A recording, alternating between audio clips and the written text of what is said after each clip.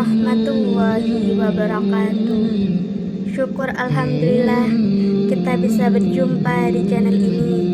Salawat dan salam semoga selalu tercurahkan kepada junjungan kita Nabi besar Muhammad Sallallahu Alaihi Wasallam.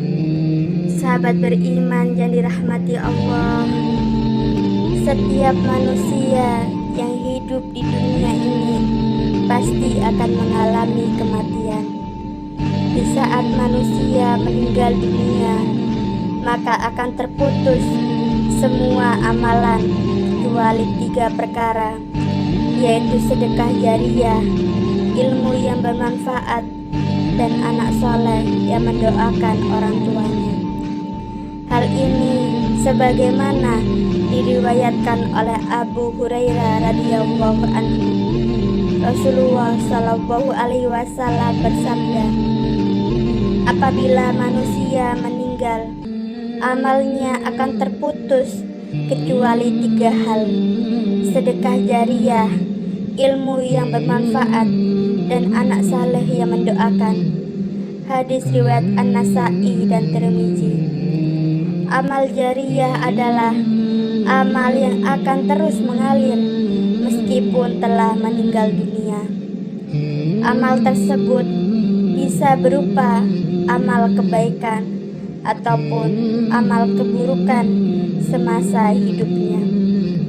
Maka dari itu, ada amal keburukan yang pernah dikerjakan semasa hidup di dunia dan akan terus mendapat kucuran dosa meskipun telah meninggal dunia.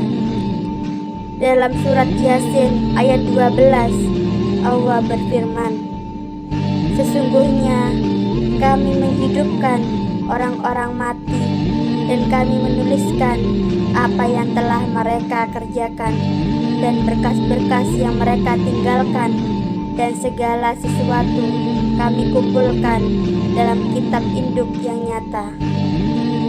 Berdasarkan ayat tersebut, bisa ditarik kesimpulan bahwa orang yang melakukan amal yang baik, maka Allah Subhanahu wa Ta'ala akan mencatat amal baik itu dan memberikan ganjaran atas amal tersebut.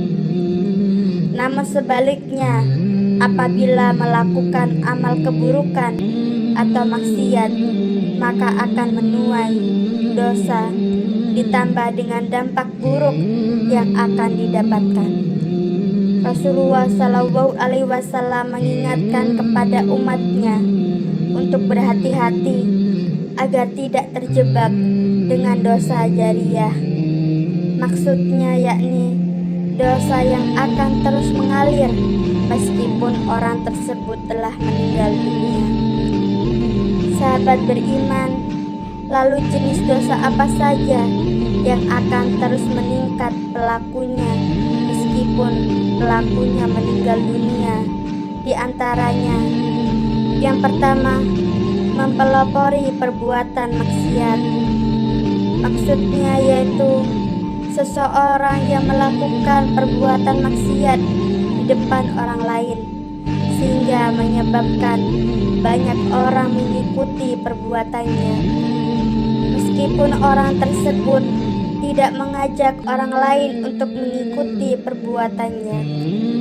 Dari Jabir bin Abdillah, Rasulullah Shallallahu Alaihi Wasallam pernah bersabda, barang siapa yang mempelopori satu kebiasaan yang buruk dalam Islam, maka dia mendapatkan dosa keburukan itu dan dosa setiap orang-orang yang melakukan keburukan itu karena ulahnya, tanpa dikurangi sedikit pun dosa mereka. Hadis riwayat Muslim. Adapun salah satu contoh yang sering terjadi saat ini, yaitu ada seorang wanita mengenakan celana pendek di hadapan banyak orang. Kemudian ada wanita lain melihat dan ikut menirunya sehingga menjadi ramai dan tidak merasa risih. Padahal kita mengetahui dalam Islam tidak boleh memperlihatkan aurat kepada selain muhrimnya. Meskipun wanita yang pertama kali memakai celana pendek tidak mengajak orang lain secara terang-terangan, namun banyak wanita lain yang menirunya. Yang kedua, orang yang mengajak melakukan kesesatan dan maksiat. Seseorang yang menyuruh dan mengajak orang lain pada perbuatan dosa, maka akan mendapatkan dosa dari para pengikutnya. Hal ini tertuang dalam Quran Surat An-Nahl ayat 25. Mereka akan memikul dosa-dosanya dengan penuh pada hari kiamat, dan berikut dosa-dosa orang yang mereka sesatkan yang tidak mengetahui sedikit pun. Adapun orang-orang yang termasuk dalam dosa ini adalah para dai yang menyeru kepada kemaksiatan, atau tokoh paranormal yang mengajak kepada kesyirikan dan lain-lain.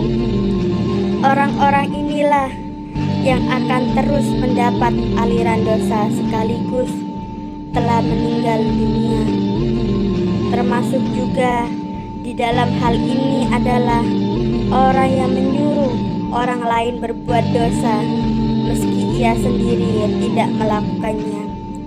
Akan tetapi orang tersebut mendapatkan dosa dari orang lain yang melakukannya apa saja yang diperintahkannya. Sepanjang masa ada manusia yang mengikutinya, menjalankan apa yang diperintahkan, selama itu pula orang tersebut akan mendapatkan limpahan dosa sekalipun. Jasad terkubur dalam tanah.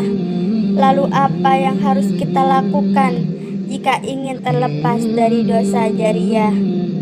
Sahabat beriman yang dirahmati Allah, tidak ada cara lain selain bertaubat kepada Allah. Dan jika dari perbuatan tersebut ada yang berupa materi, segeralah untuk membersihkan semuanya dengan cara beramal atau memberikannya kepada orang yang pantas menerimanya. Yang terpenting adalah niatkan semuanya itu hanya karena Allah. Atau kita semuanya masih ragu, bertanyalah kepada para ulama atau saran dari para habaib. Lalu setelah itu berhentilah dan bertaubatlah. Karena kita semua tahu Allah adalah satu-satunya zat maha penerima taubat dari hambanya. Semoga Allah Subhanahu wa ta'ala menghindarkan kita semua dari dosa jahiliyah yang menghinakan. Semoga bermanfaat. Sekian, terima kasih.